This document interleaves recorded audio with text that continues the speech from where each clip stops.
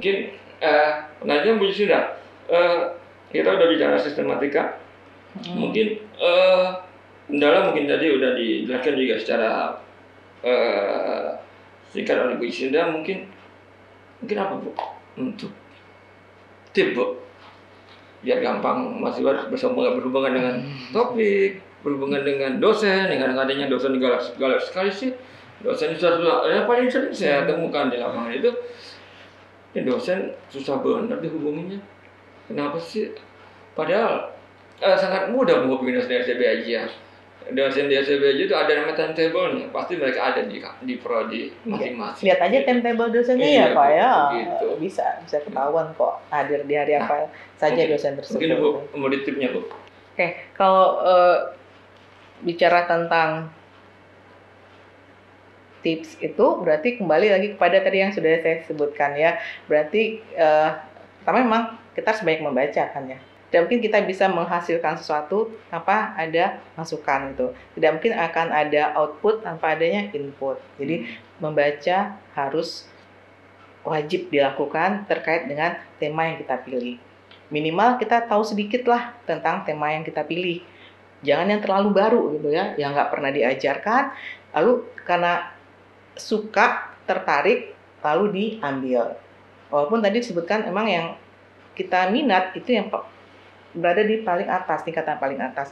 Tapi kalau kita suka tapi kita nggak tahu sama sekali tentang tema itu, kita tidak punya teman untuk diskusi, untuk bertanya, lebih baik dihindari yang seperti itu. Supaya apa? Supaya nanti tidak gagal di tengah jalan.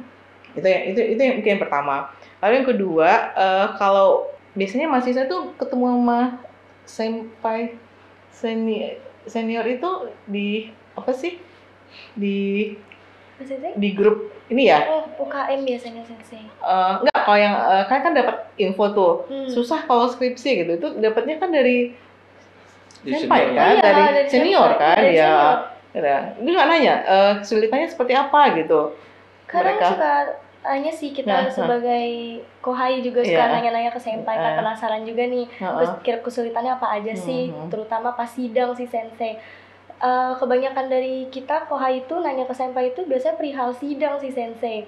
Bukan skripsinya? Enggak, jarang sekali ada yang nanya tentang skripsinya, kesulitan-kesulitan selama bikin skripsi itu apa aja, terus ketemu dosen dan sebagainya itu jarang banget sensei ada yang nanya. Oh gitu. Baik, oke. Kalau Friska sendiri merasakan kesulitannya di ketika perkuliahan Nihon Kenkyu Zemi apa?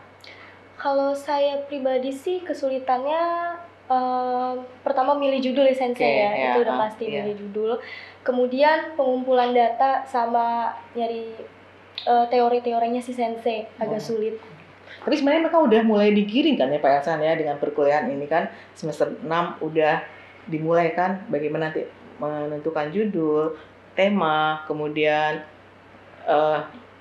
apa tadi teorinya juga kan udah mulai dipicu, mereka udah di-trigger gitu kan ya untuk bisa sampai pada tahap nanti akan bisa menulis sebuah proposal gitu kan. Kan sudah ya gitu kan.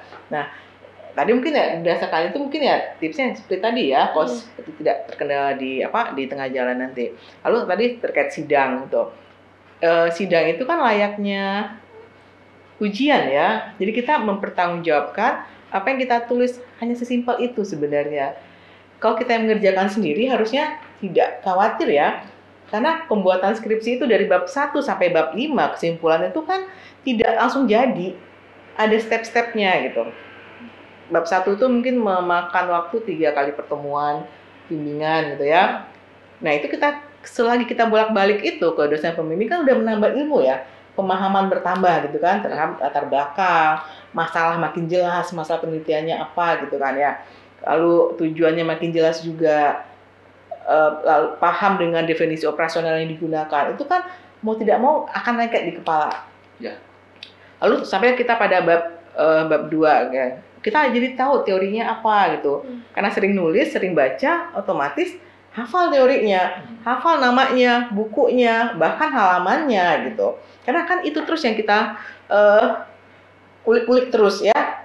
Begitu ada revisi kita kerjakan lagi, udah masih ada revisi lagi kerjakan lagi, otomatis kan kita ingat ya, hafal jadinya. Begitu aja dengan metode yang digunakan jadi hafal, apakah kuantitatif atau kualitatif itu udah jadi hafal. Lalu analisis. Nah, analisis ini memang jiwanya dari sebuah skripsi ya, karena pada bagian itu adalah kerja keras mahasiswa yang paling banyak. Kalau bab 1 beberapa teori pasti kita gunakannya untuk mendukung asumsi kita, untuk mendukung pendapat kita. Karena sebuah teori itu disusun berdasarkan sebuah penelitian itu disusun berdasarkan teori, bukan asumsi ya. Jadi jangan kebanyakan asumsi gitu ya. Supaya tidak terlihat asumsi apa? Ya pakai teorinya gitu. Jadi asumsi kita oke lah awalnya disebut asumsi, tapi begitu kita bisa mendapatkan teori yang mendukung asumsi itu, berarti udah teoretis sifatnya. Ya, jadi seperti itu. Kemudian apa lagi ya? Itu ya. Untuk teori ya. Jadi intinya karena kita yang mengerjakan sendiri, otomatis tidak perlu takut ketika sidang. Ya kan? Iya, Sensei. Ya. Ya kan? Ya, mungkin tips-tips yang dijelaskan oleh Bu Yusida tadi mungkin pertama saya bisa sebutkan berhubungan dengan minat. Jadi berminat atau tidak kita terhadap sebuah topik penelitian itu. Iya. Seperti kita mencintai sesuatu, saya pikir kalau kita cinta kepada sesuatu, kayaknya gampang sekali kita untuk menuangkan sesuatu itu. Kalau dipaksakan atau kita diberi orang lain judulnya, susah sekali untuk mengembangkannya. Kenapa? Saya selalu, pengalaman saya Bu ya, pengalaman saya sebagai dosen memberikan mungkin kepada para mahasiswa itu semester mata kuliah yang saya ajarkan. Jadi di mata kuliah yang saya ajarkan, dari topik-topik bab-bab itu ada muncul apa yang akan mereka ambil,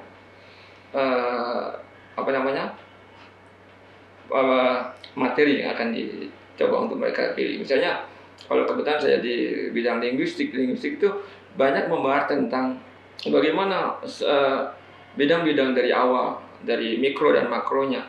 Mungkin kita bicara tentang ada fonetik, fonologi, ada morfologi, ada sintaks, ada semantik, pragmatik.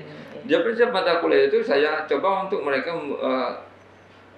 yang tugas yang saya berikan kepada mereka, tugas itu saya coba untuk evaluasi sejauh mana feedback dari saya terhadap yang mereka kerjakan tugas tersebut. Jadi saya berharap karena pengalaman waktu kuliah S1 kita dan S2 kita, dan saya juga menulis tesis S2 saya berasal dari tugas kuliah gitu. Karena saya berpikir kita harus fokus. Kalau kita kuliah nggak fokus akan menjadi masalah. Masalah? Iya, kita juga merasakan. Beda dengan karena yang skripsi itu bebas, tugas mandiri.